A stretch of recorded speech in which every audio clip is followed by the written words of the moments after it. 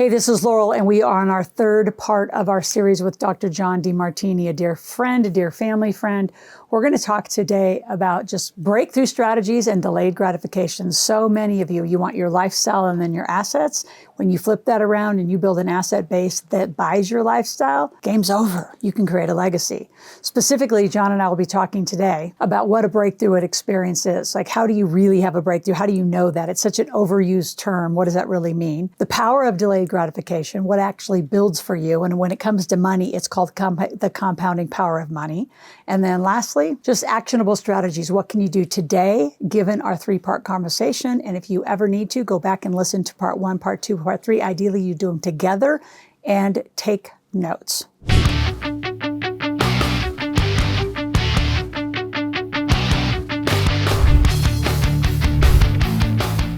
John, and I think the thing that I just want to really reiterate that you said is delayed gratification. I have professional athletes as my clients. We both have probably similar kind of clientele. And it's interesting because they are making an amazing amount of money with no value system about it, right? Which is why they all end up going broke. Bob Proctor used to have this extraordinary, just quite simple question. He said, show me your checkbook, similar to the values, but he said, show me your checkbook and show me your calendar, and that will tell me what's important to you. It's how you're spending your money and how you're spending your time is going to determine your result. And until you get in control of it and defer your gratification of I need this now versus I want this and this becomes more important to me. So it's okay to not have that, to have the bigger life and the bigger goal. Until that switches, obviously you and I both know that. How do you help people? You've given some actions, go through the values. And again, we will put the values determination activity into the show notes. So you just click on it straight from our show notes today and go do that. But what other signs do you look at as you look at people behave, right? What signs are there that are really important to them? What are the signs that you look for and how do they live through that? You mean the ones that are going to be wealthy? Yeah, you can see them. You can watch them. I watch them. I know the ones, and it's fun when I bring up a new coach to coach on our teams.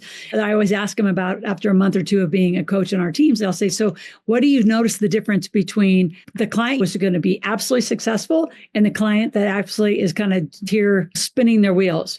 And they said, number one, they're on your YouTube channel every day learning. They've committed to learning this new knowledge. They've read every one of your books. They speak the language. They come written with a plan. They come with a written agenda. And those spinning, it's not working. They're living from an emotional, very dramatic state of being. The amygdala is emotional. It doesn't build wealth. It's impulsive. The executive center puts a plan together and follows it. And whatever's high in your value, you want to learn. So if they're not learning, I was speaking in New Zealand, in I think Auckland, New Zealand, and we had about 400 people in an evening. And there was a gentleman that had about $750 million worth of property, who was probably the wealthiest guy in the room. And there was others that were in debt and just hoping someday they can get somewhere. And I asked a simple question, because one guy said, I'm $30,000 in debt. I can't seem to get ahead no matter what I do. I said, what do you spend your time on? What do you fill your space with? I went through the value determination process. And then I asked him, how many books have you read on wealth building and financial things? He said, I don't think I've ever gotten through one. I went to the guy that had $750 million. I said, how many books and how many seminars have you done and education and mentors have you had in the wealth building? He said, I've got at least 400 books. And I've been mentored since I started this whole game. And yeah, I'm standing on the shoulders of some great people that I'm very grateful for that's made a difference in my financial destiny. And you could see it because one valued it. And the other guy, when I went down and found out what was valuable to him, it was studying esoteric spirituality and natural healing. And so he had 400 books in that area, but he was spending it all on those things and not putting it into asset accumulation. Of course, by nature, he attracted a wife that wanted to have a better lifestyle. And so she was pressuring him and said, I'm getting off. If you don't get your stuff together financially, I'm out of here. So he was getting pressured, which was actually going to help him financially. But in his case, he was just too esoteric and all that. I said, unless there's a shift in values, your finances are going to continue to do the same thing. And if you set up a goal, an expectation to live outside your values, you're going to beat yourself up. And you're probably going to think that didn't work. And then the reality is you didn't work. The tools and principles, you can teach them, but they don't do it. If it's not high enough in their values to apply them, then they're not going to do it. I really shocked him that day. And his wife shocked him that day. And the realization shocked him that day. And he was willing to go and do the work. And he shifted some of it. He didn't become the real estate tycoon kind of guy. He just started to make more income in his business and save and invest it long term and do things that were going to get him in the direction of that. It wasn't a skyrocketing thing, but over the next 5 years, he was on track and he was getting more incentivized intrinsically by doing it. Because once you birth a baby, you want to take care of your baby. Once you build a nest egg, you start wanting to take care of it. It starts working for you. Yeah, it is. Absolutely. So, John, talk about your breakthrough experience. I know you've done most of that your whole life. Talk about the experiences you take. Like you said, you did a one-day workshop. I've traveled with you, been with you. It's just phenomenal. What you can do in a room and change a room is fabulous. So talk about your breakthrough experience and how you work with people through that. I started the breakthrough experience in March. It'll be 36 years ago. So I've done it 1,230 times. Love you. Keep track of that. I keep track of it. It's made about $64 million almost. I have 80 courses. That's one of them. It's done pretty good. But that course I've shared in many countries around the world, and that shifted my life. And so when that gentleman who was about 82 at the time, when he spoke, I knew that night that's what I wanted to do. I wanted to go and travel the world and do what this man's doing to try to help inspire other people to live extraordinary life. I've been blessed to live an extraordinary life because of that, meeting that man. And also doing all the work, but meeting him was the catalyst. So the breakthrough experience is my attempt to do for others what that man did for me. It's a very important program to me. And I get to do one here in Houston this week, and I'm in Denver the next week. I'm in London the next week. So I do them quite often. But it's anything that's in the way, I show you how to turn it on the way. We identify what your values are. We go through and make sure that you're congruent and you learn to set strategies that are aligned with that. And we show you how to empower the 7 areas of life. I'm not interested in just finance. I'm interested in how to communicate effectively so you can have sustainable relationships. I'm interested in how to grow your business so you can have a source of income to build your wealth by. I'm interested in waking up your ability to articulate as a leader and your communication skills, because I believe that people who can speak out can go farther than people who can't. I'm a firm believer in developing your social leadership skills, which an authentic person who's living congruently automatically does. And how to live when you're doing something that's really inspiring to you, you have more vitality and you have more energy at the end of the day than when you start. I'm a pretty high energy guy. You know me, you've seen me. You go all day. But I teach people how to master all areas of life. Any area of your life you don't empower, people overpower. And wealth building is so universal because that's one of the most significant ones. But I'm interested in all of them. I want you to live an inspired life. I want you to be vital. I want you to be able to have social influence. I want you to be able to have a loving relationship and articulate and communicate what you value in terms of other people's value respectfully. I want you to be able to build your business and build your wealth and wake up your genius. We all have a genius inside. Your genius has been helping people building wealth in their life. And my genius is educating people on how to master their life too. So finding that calling and then getting on track with it and structuring your life and delegating things. And there's just laws. If you follow them, it works. I do. It's interesting. Your story, I didn't know this about you, but my whole life shifted at 17 years old too. But that put me on a path to farm girl from Nebraska, we Think and Grow Rich. You've got to be kidding. There's a whole nother way to live this life. I don't have to live being farm girl and cleaning hog barns. So it was fascinating that it was at 17. And then at that point, I got my first mentor by 21, again, in middle of college, didn't have money, not a lot. I think the thing we also aligned, we knew how to make money, but we didn't know the rest of it until our mid 20s. And by 21, I figured out how to go get $25,000 and pay Bob Proctor for the first time. And he mentored me for a long time, became business partners. The thing I would say to all of you, and I want you to, again, in the show notes, is go take the value determination and really be back in the actions. I've got 6 books that will show you the actions, the exact sequence and the blueprint. What you said about some of the examples, and I know you've done it and I've done it, is we used our businesses as our greatest wealth building tool. I'm going to speak to that for a little while because I think so many people are scared of growing a company. And you said you have a course that's made you 64 million. This book has that's one course, just one course. That's just one course. I know this book has made me nearly 1 billion. So people say, well, why don't you rewrite it? Because it doesn't need to be rewritten. It works. It's you have to work and you have to do the work. But I just want to encourage all those that are out there listening, and let's talk a little bit about business building. There's so many employees who their only way of thinking is that if you need more money, get another job. I counter that battle all the time. You look at all areas of your life. I chose one and focused deeply into the one for people and enhancing their life.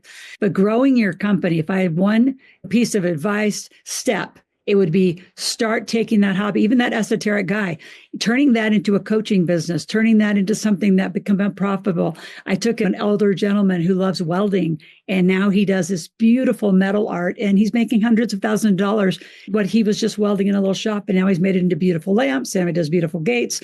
So let's talk about how building your first business. And I always say, if I had one piece of advice, it's go start making some money, because the rest of it is impossible until you have some money to go buy assets. I love when people say, I want passive income and assets. It takes some creation of money to create that and go buy that.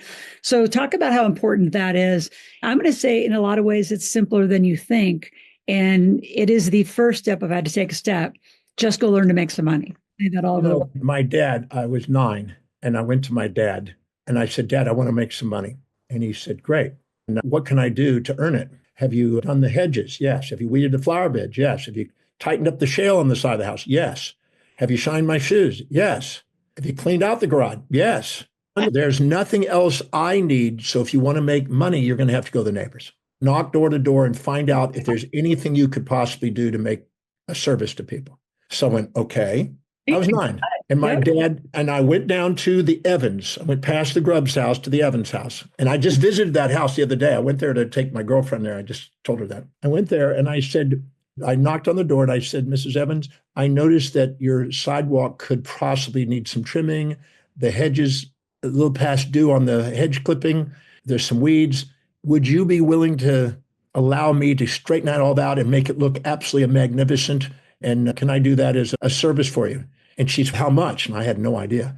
And I just pulled a dollar value at it. It was too low, but it was at least a start. And I said, this amount. She said, that sounds quite fair.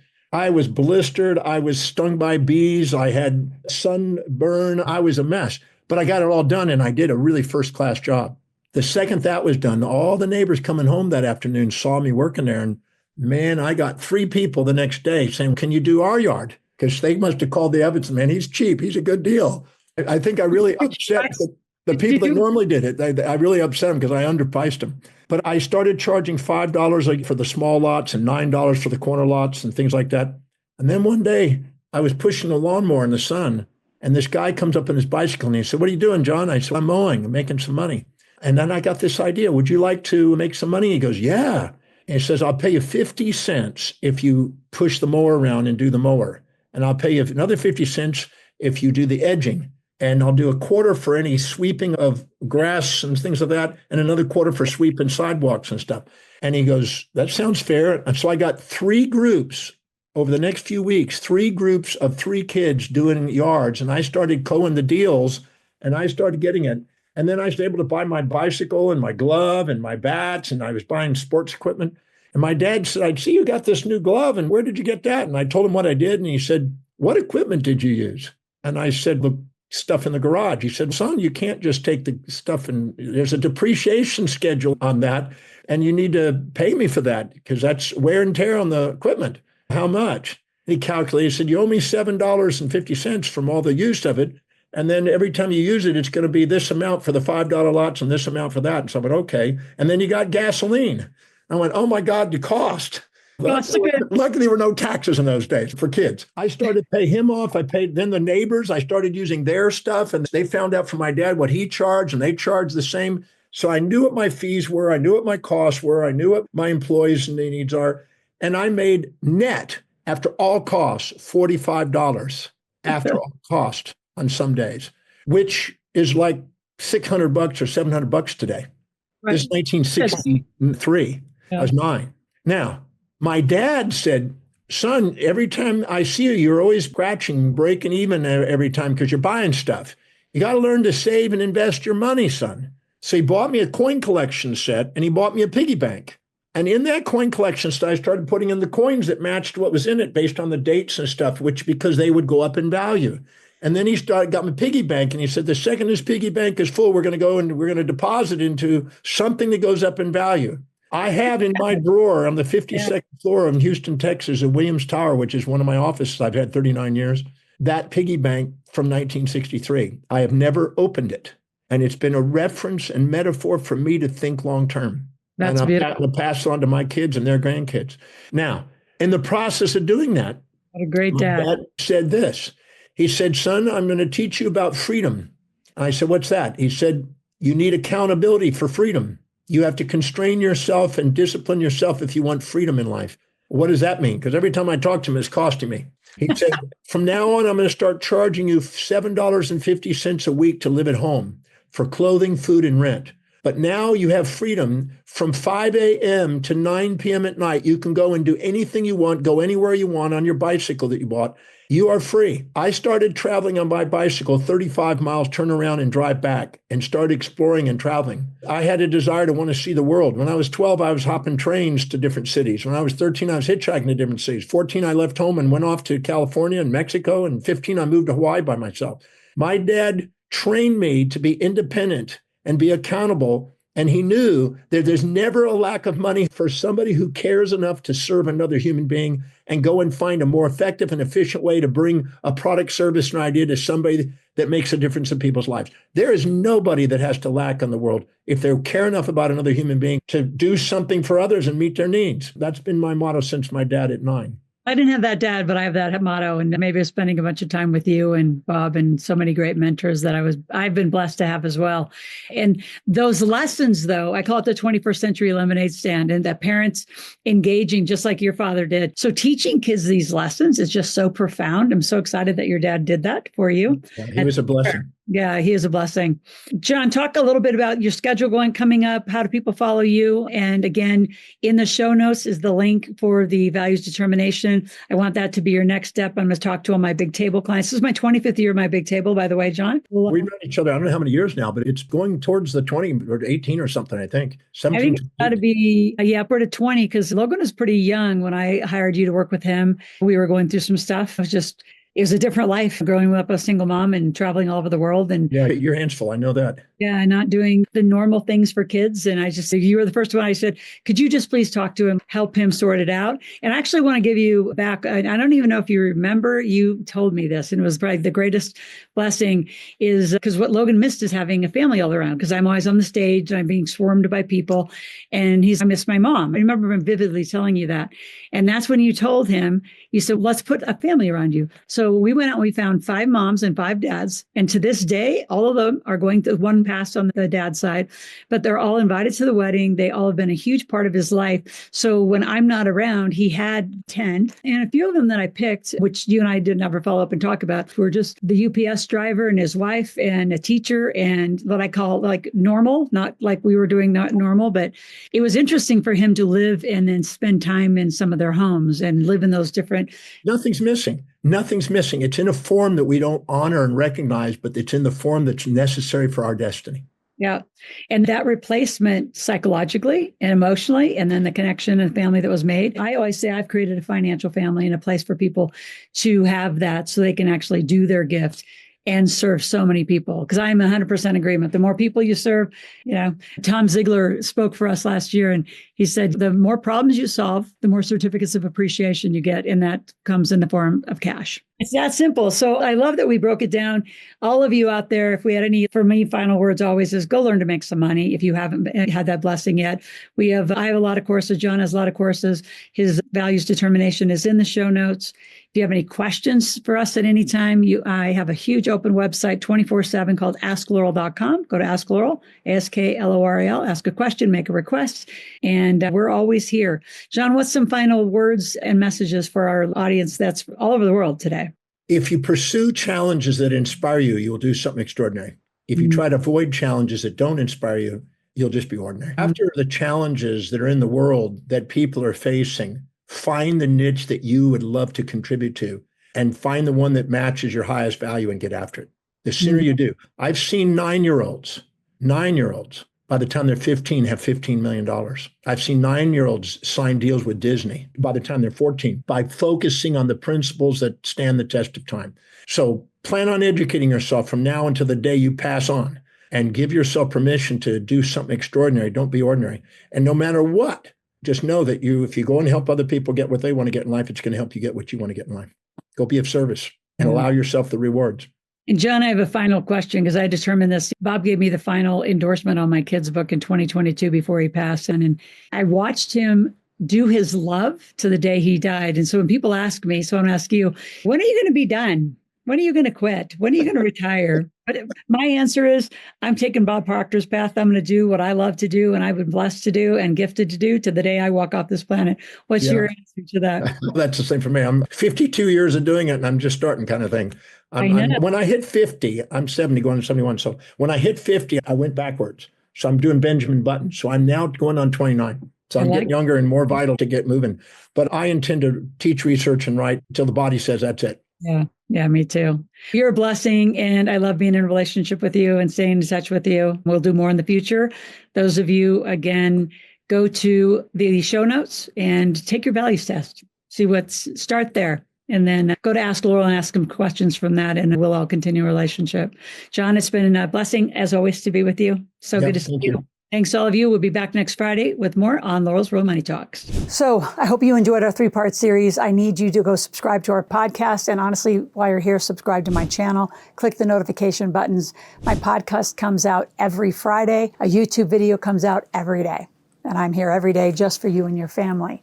So if you have any questions, go to askloral.com, AskLoral, ask questions, make a request, and please share the podcast with 10 to 15 people. Share this channel with 10 to 15 people. We are building a community who wants the truth about money. Talk to you tomorrow.